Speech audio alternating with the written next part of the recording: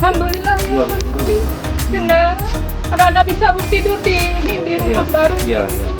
Sekali lagi terima kasih banyak pada Bapak Kodim, Bapak TNI yang sudah membangun rumah ini gitu kan. Semoga berkah buat anak-anak kami. Alhamdulillah. Bantu aku